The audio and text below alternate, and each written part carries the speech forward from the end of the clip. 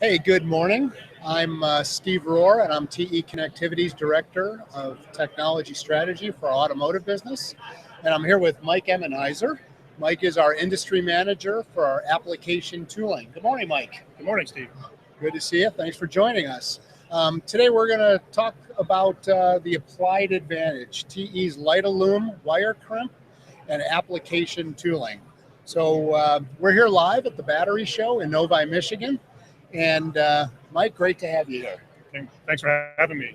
Good to be here. Yeah, we're here, and like I said, here at the Battery Show, you can probably hear a lot of the hustle and bustle behind us. A lot of folks here, and should be a great day and great week at the show. Yeah, the convention center is full, from what I can see. Yeah, it certainly is. So with that, let's go ahead, Mike, and get started. Let's just no delay. We'll jump right in. You know, there's a lot of discussion, and here at the Battery Show as well, a lot of talk around aluminum, and especially aluminum around, the connectivity space, et cetera. Can we just maybe get us started here a bit? Talk a little bit about aluminum. You know, why aluminum? And earlier today we had a Google Hangout from Ajay Bhargava, and we talked about some trends in electric vehicles, and we talked about aluminum in there as well. Can you just share with us a little bit? Okay, yeah, it's a good question. The aluminum basically is a way to reduce the cost and the weight inside of a vehicle. So that's the main drivers of what's happening currently. Also, systems cost is something that's been very sensitive recently. Copper tends to have very fluctuating prices. The price goes up and down, and it can affect the OEMs. So, got a minute? Yep. Excuse me, we're on here. Tuck in. Nope, excuse me. So the what I was saying was that the copper prices can fluctuate over time, and this would cause negative things to happen with the supply chain. So basically, aluminum is a much more abundant metal. It's much more stable, and the prices tend to be very flat, and that's perceived as being a very positive thing in the industry. So that's one of the main drivers as copper begins to fluctuate like it does, is to try aluminum inside of vehicles. And that would be a way to reduce the weight and the cost all at the same time. No, fantastic. So thank you for that. So a lot of opportunity here. I think like you had said, the lightweighting piece just being a huge aspect of the aluminum side. And as Ajay had shared earlier today, you know, really the ways to get at the lightweighting, really around whether it's less material, right, through miniaturization, or whether it's the lighter material, and the aluminum really being a big part of that. Right, and for every pound of weight that we can take out of a vehicle, you're going to have lifelong savings in the fuel economy, and also reduce your CO2 emissions. No, so that's fantastic. So part of me, it all sounds great, right? Part of me is a little bit, pinch me, right? What's wrong with this, right? So as we know, right, automotive wiring has really been dominated by copper for years and years and years, right? So all the great stuff and the benefits of aluminum that you described, copper is still pretty prevalent, right? So, you know, really why is copper so prevalent? What's happening with aluminum? And clearly, you know, there's challenges. So what are those challenges as related to aluminum? Okay, so to begin with, of copper versus aluminum, it's a very different type of material. Some folks also kind of categorize some folks categorize copper as being a semi-precious metal almost these days. So aluminum is not that area, but there are some concerns about it. You know, all the years of history have gone by where they're using copper. They use it for a reason. They used it because it was reliable and it worked well. It did the job that they wanted it to do. Changing to aluminum now, it has some variables that we have to deal with. One of those is what we call creep. So when you compress an aluminum material, it tends to want to squeeze away from that pressure and come out of the connection. We also have aluminum oxide, which is a coating that would get on any surface of aluminum, would almost immediately begin to oxide. Those oxides tend to not be conductive, which is a negative thing from the electrical perspective. And we also have aluminum being a lesser tensile value. So it's just not as strong as copper is. So with all those challenges, so we had me at the prior question about all these great benefits with aluminum. Now there's sounds like some very key challenges. I think that's really what we're here to talk about, right? Is how we address those challenges. And So we are addressing those challenges, right? Yes, we are. TE Connectivity has created what they call LITEALUM. That's our brand that we're going after. This is a new type of crimp that we offer. We call it a self-protected crimp. And what this does, it allows us to crimp aluminum wires, much like we do copper today, in a seamless transition, and to have a good, durable, reliable connection over the life of the vehicle. Fantastic. So let's then stick on to that LITEALUM theme, right? So let's dive a little bit deeper if we can. So can you talk a little bit about, not only the solution itself, and again, for more technical discussion, right, folks can contact TE Connectivity, can go to our website, etc. But can you help us understand that solution, and also some of the other pieces that maybe some other experience TE brings into this space? Yeah, basically, I think this is a strength that TE Connectivity has that probably few competitors offer. And basically, what that amounts to is decades of experience with related industries that already use aluminum wiring. And you may not think about that in common everyday practice, but there's the power lines that may be in front of your house.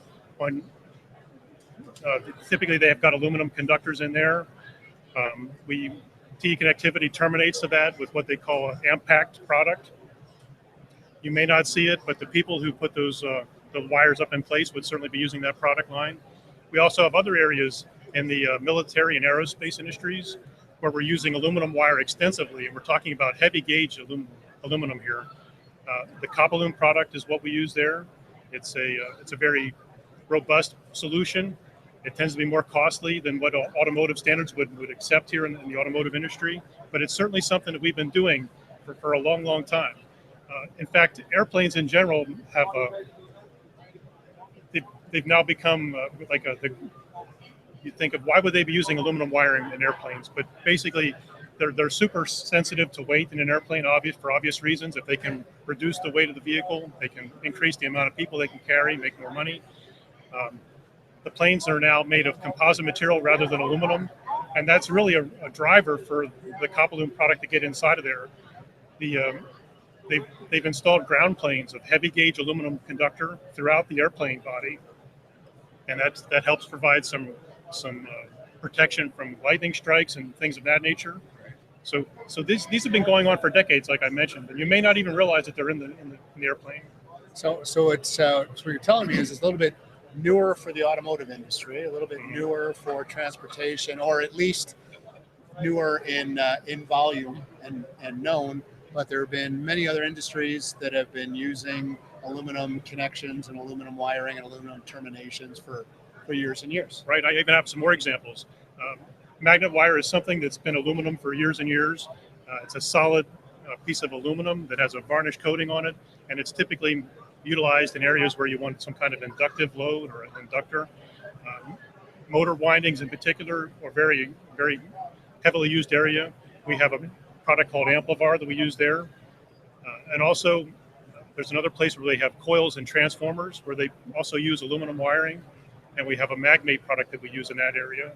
So one of the strengths that I bring to this conversation here is that I'm with the application tooling group, and Steve is kind of on the product side. So whenever the product side creates a new solution that needs to be crimped or applied to the customer's application, the tooling group is what has to come out and provide those mechanisms or tools to get the job done properly and with a quality solution.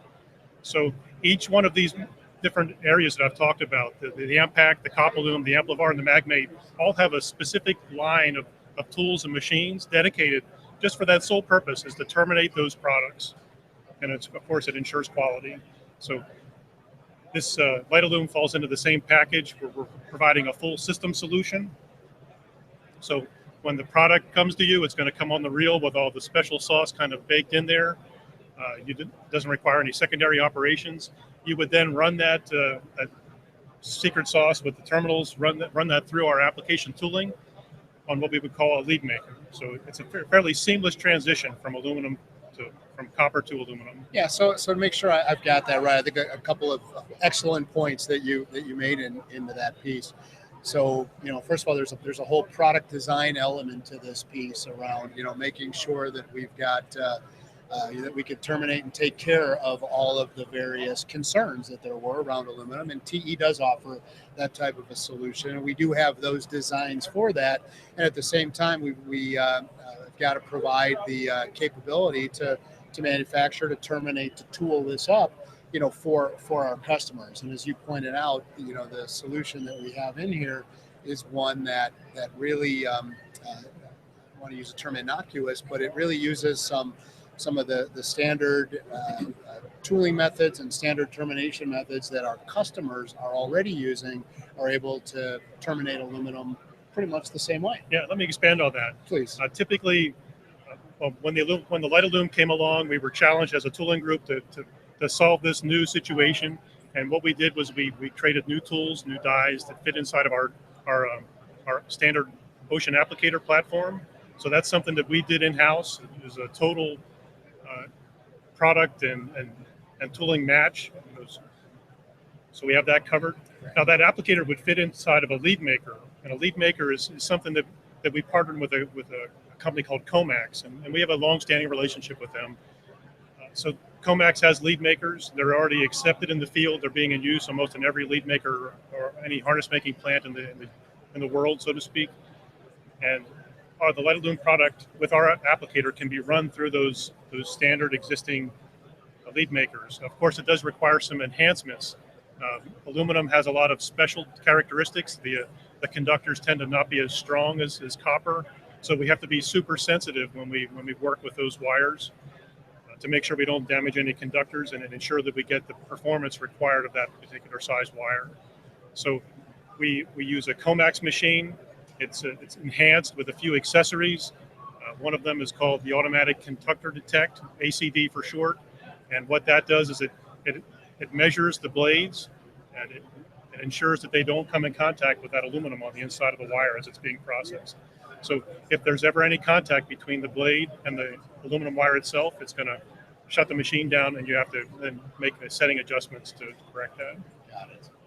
Okay, great. So with that, so to kind of recap a little bit of the things we've talked about earlier today, Jay Bragava had talked about kind of this need for aluminum, why we're lightweighting, why we're seeing aluminum within these electric vehicles, and the drive to be able to have that in the vehicle. We discussed now with you the need to be able to terminate that there's a lot of key challenges there, and there's challenges from the design side of that termination and terminal, which we've done, challenges from the tooling end, which we've done and you've taken care of, and bring that expertise.